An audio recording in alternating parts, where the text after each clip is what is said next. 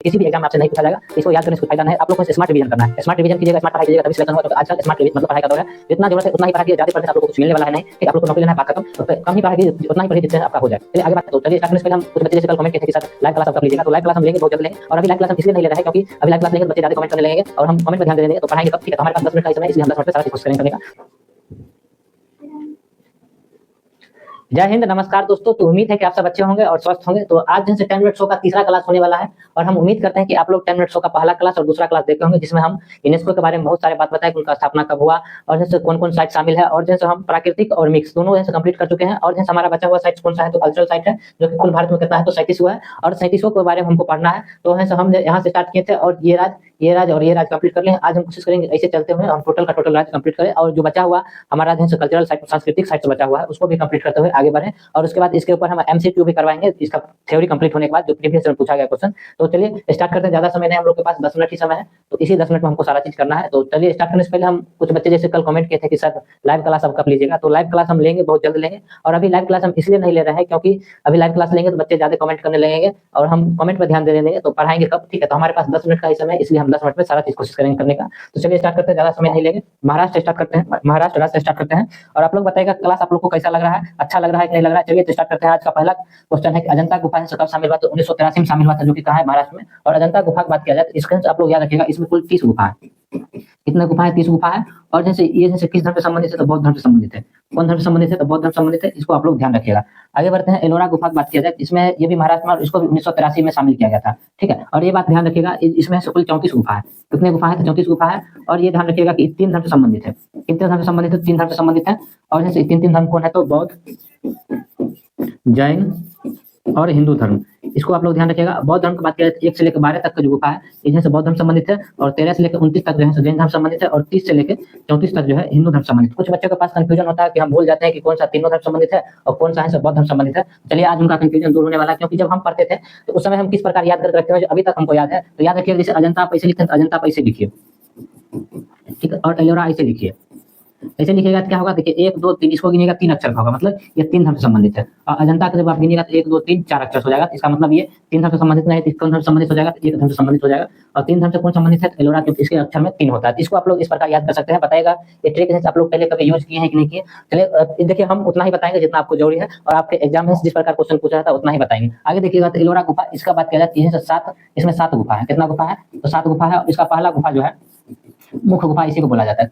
क्या बोला जाता है? इसी को मुख्य गुफा बोला जाता है। और इसका बात किया जाती है कौन धर्म से संबंधित है? तो हिंदू और शैव धर्म से संबंधित है। किससे संबंधित है? तो शैव धर्म संबंधित है, इसको आप लोग ध्यान रखिएगा। अगला बात किया जाए छत्रपति जी शिवाजी टर्मिनस मुंबई, इसको यूनेस्को में कब शामिल किया गया था? 2004 में शामिल किया गया था। और एक बात याद रखिएगा कि ये जो है सो सेंट्रल रेलवे का मुख्यालय होता है।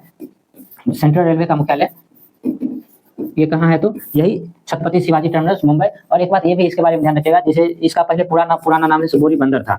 क्या नाम था? तो बोरी बंदर था। जो भारत की पहली ट्रेन चली थी मुंबई से थाने के बीच, बोरी बंदर ट्रेन, ठीक है, मुंबई से थाने के बीच चली थी। कब? तो 1853 में जो चला था, किसके समय में? लॉर्ड डलहौजी के समय में चला था। 34 किलोमीटर चला था। कितना किलोमीटर चला था? तो 34 किलोमीटर चला था। इसको आप लोग ध्यान रखिएगा, 34 किलोमीटर चला था। और इसमें से कुल, ये भी एग्जाम में क्वेश्चन पूछा जा सकता है, तो 400 यात्री थे। 400 यात्री थे। और एक बात ये भी ध्यान रखिएगा, जो ट्रेन चला था, ट्रेन का नाम क्या था? तो इस ट्रेन का नाम है ब्लैक ब्यूटी। आप लोग याद रखिएगा, इस ट्रेन का नाम क्या था? तो ब्लैक ब्यूटी। रेलवे के एग्जाम में क्वेश्चन पूछा जाता है, इसको भी आप लोग ध्यान रखते हुए चलिएगा। और आप लोग बताइएगा कंटेंट कैसा लग रहा है, ठीक ठाक बता रहे हैं कि नहीं बता रहे हैं, कुछ गड़बड़ है तो आप लोग बताइएगा कि हाँ यहाँ कुछ प्रॉब्लम है, आप लोग बताइए। हम आपका कमेंट का बुरा नहीं मानेंगे, ध्यान रखेंगे। अगला क्वेश्चन, मुंबई के विक्टोरियन गोथिक और आर्ट डेकोरेशन एल्बम, इसको 2018 में शामिल किया गया था। कब शामिल किया गया था? तो 2018 में शामिल किया गया था, इसको ध्यान से रखिएगा। और जैसे ओवन मैदान करके कोई है, वहां पे ये है। और इसके राइट साइड में बॉम्बे हाईकोर्ट और उधर कुछ है, इसको ध्यान रखिएगा। अगला क्वेश्चन है मराठा सैन्य प्रदेश, इसको भारत का है सो 44वां नंबर का धरोहर है। 44वां नंबर का धरोहर है। इसमें से कुल 12 किले थे। कितना किले थे? तो 12 किले थे। और जैसे 12 किला में से 11 किला तो महाराष्ट्र में थे और 1 किला से तमिलनाडु में था। कहाँ था? तो तमिलनाडु में था, इसको ध्यान रखिएगा। इस किला का नाम था जिंजी किला। क्या नाम था? तो जिंजी किला। आपको बच्चे बोलेंगे हमको महाराष्ट्र के 11 किला का नाम बताइए, ठीक है। इतना जान लीजिए कि आप लोग 11 किला का नाम तो जान लीजिएगा और आपको याद भी हो जाएगा। लेकिन ये किसी एग्जाम में है, अगर आप यूपीएससी बीपीएससी का तैयारी करते हैं तो बात अलग है। ये इधर का तैयारी करते हैं तो ये किसी भी एग्जाम में आपसे नहीं पूछा जाएगा। इसको याद करने से कुछ फायदा नहीं है। आप लोग को स्मार्ट रिवीजन करना है। स्मार्ट रिवीजन कीजिएगा, स्मार्ट पढ़ाई कीजिएगा, तभी सिलेक्शन होगा। क्योंकि आजकल स्मार्ट रिवीजन मतलब पढ़ाई का दौर है। जितना जरूरत है उतना ही पढ़ा कीजिए, ज्यादा पढ़ने से आप लोग को कुछ मिलने वाला है नहीं। ठीक, आप लोग को नौकरी लेना है, बात खत्म। कम ही पढ़ा कीजिए, उतना ही पढ़िए जिससे आपका हो जाए। चलिए आगे बात करते हैं। गोवा के चर्च और कॉन्वेंट में कब शामिल किया गया? तो 1986 में। कब शामिल किया गया? तो 1986 में, याद रखिएगा। और ये पुर्तगालियों द्वारा बनाया गया, पुर्तगालियों द्वारा बनाया गया। और एक बात यहाँ पर नोट कीजिएगा कि जैसे यूजीसी होता है ना, यूजीसी नहीं, यूसीसी, यूनिफॉर्म सिविल कोड। इन्हें से लागू करने वाला से पहला राज्य खाली पूछा जाए तो गोवा हो जाएगा। यूनिफॉर्म सिविल कोड लागू करने वाला पहला राज्य उत्तराखंड, पहले से गोवा में से पुर्तगाली द्वारा लागू है, लेकिन याद रखिएगा पहला राज्य से अगर पूछा जाए भारत में लागू करने वाला कौन है तो उत्तराखंड, दूसरा राज्य अगर पूछा जाए तो कौन है तो गुजरात है, और तीसरा राज्य पूछा जाए तो ये जैसे असम है, कौन है तो असम है, और नॉर्थ ईस्ट का पूछा जाए पहला राज्य कौन है तो असम हो जाएगा। इसको आप लोग ध्यान रखते हुए चलिएगा। आगे बढ़ते हैं। आगे क्वेश्चन है हुमायूं का मकबरा जो कि दिल्ली में, उसको कब शामिल किया गया था तो 1993 में शामिल किया गया था, और याद रखिएगा चारबाग शैली बना हुआ।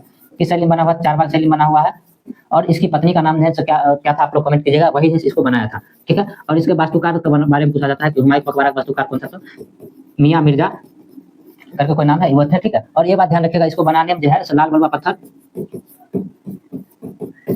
लाल बलुआ पत्थर और प्लस सफेद संगमरमर का यूज किया गया था। इसका यूज किया गया तो सफेद संगमरमर का यूज किया गया था, इसको भी आप लोग ध्यान रखिएगा। अगला क्वेश्चन है कुतुब मीनार और उसके स्मारक समूह दिल्ली में है, ठीक है। इसको 1993 में शामिल किया गया था। और इस कुतुब मीनार की ऊंचाई की बात किया जाए, इसका ऊंचाई कितना है तो 240 फीट है, ये भी ध्यान रखिएगा। और कुतुब मीनार के निर्माण की बात किया जाए, इसका निर्माण कौन करवाया था, ठीक है। स्टार्ट करवाया था कुतुबुद्दीन ऐबक। कौन करवाया था? कुतुबुद्दीन ऐबक। ये पहला मंदिर का निर्माण करवाया था। उसके बाद इल्तुतमिश आया, और जैसे सेकंड, थर्ड और जैसे फोर्थ पिलर का मतलब का निर्माण करवाया। उसके बाद आया फिरोज शाह तुगलक, इन्हें से मरम्मत किया और पांचवा मंदिर का निर्माण करवाया, ठीक है। तो आप अब अगर कुतुब मीनार के बारे में आपसे कुछ पूछा जाता है तो आपको नहीं लगता कि आप लोग से कभी कुछ गलती होगा, इसको ध्यान रखिएगा। आगे बढ़ते हैं। तो अगला क्वेश्चन है लाल किला परिसर, ठीक है। ये जो है 2007 में दिल्ली में है, जिसको यूनेस्को में शामिल किया गया। तो लाल किला परिसर के बारे में ध्यान रखिएगा। ये भी है लाल बलुआ पत्थर से, किससे बना है तो लाल बलुआ पत्थर से बना है, इसको ध्यान रखिएगा। और जैसे लाल किला की बात किया जाए तो 15 अगस्त को जो है प्रधानमंत्री यहाँ से क्या करते हैं तो झंडा फहराते हैं, इसको ध्यान रखिएगा। कभी कभी पूछा जा सकता है। अभी हाल फिलहाल में 15 अगस्त आने वाला है, उसमें प्रधानमंत्री नरेंद्र मोदी जी झंडा फहराएंगे। और बात किया जाए तो 26 जनवरी को जो है राष्ट्रपति झंडा फहराते हैं, और जैसे कहाँ से फहराते हैं तो कर्तव्य पथ से। कहाँ से तो कर्तव्य पथ से क्या करते हैं तो झंडा फहराते हैं, इसको ध्यान रखिएगा। हम्पी के स्मारक समूह। और एक बात ये भी ध्यान रखिएगा कि जैसे 500 रुपए के नोट के पीछे किसका चित्र अंकित है तो ये लाल किला परिसर का चित्र अंकित है। अगला क्वेश्चन है हम्पी के स्मारक समूह, ठीक है। इसको 1986 में शामिल किया गया था। हम्पी के बारे में बात किया जाए तो हम्पी जैसे तुंगभद्रा नदी किनारे बसा हुआ है, इसके किनारे बसा हुआ है, तुंगभद्रा नदी किनारे बसा हुआ है, इसको ध्यान रखिएगा। हम्पी के स्मारक तुंगभद्रा नदी किनारे बसा हुआ, और यहाँ से विजयनगर साम्राज्य की राजधानी थी। क्या थी तो विजयनगर साम्राज्य की राजधानी थी। और विजयनगर साम्राज्य की स्थापना की बात किया तो 1336 ईस्वी में हुआ था।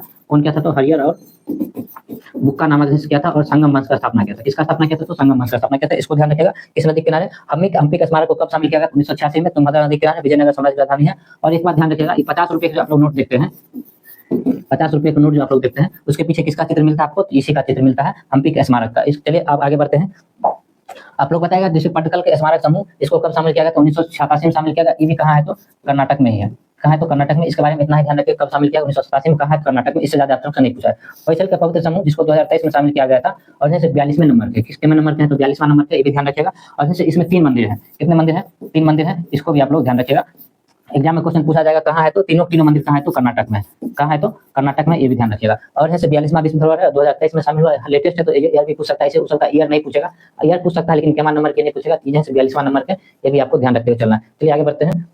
तो 10 मिनट्स में आज के लिए सिर्फ इतना ही है। हम कोशिश उम्मीद करेंगे कि आप लोग जो देख रहे होंगे, हम कोशिश करेंगे 10 मिनट्स को जल्द से जल्द बढ़ाने का। आप लोग कहीं से बीच 1 मिनट में एक टॉपिक, मतलब 1 मिनट में एक दिन में एक टॉपिक में खत्म करने की कोशिश करेंगे। कल हमारा यूनेस्को कंप्लीट हो जाएगा। उसके बाद इसके ऊपर हम जो प्रीवियस ईयर में क्वेश्चन पूछे गए उसके ऊपर 50 वो एमसीक्यू करेंगे, और अपने से भी कुछ एमसीक्यू बनाएंगे। उसके बाद आप लोग को यूनेस्को पूरा खत्म हो जाएगा। अगर इसको बढ़िया से आप लोग देख लेते हैं तो यूनेस्को से अगर एग्जाम में क्वेश्चन पूछा जाता है तो गारंटी है कि आप लोग से छूटेगा नहीं। हम कोशिश करते हैं जहां तक हो सके हमसे वहां तक रिलेट करके आपको बताया जाए, ठीक है। तो बताइएगा क्लास कैसा लग रहा है आप लोग को, अच्छा लग रहा है तो लाल दिल जरूर भेजिएगा।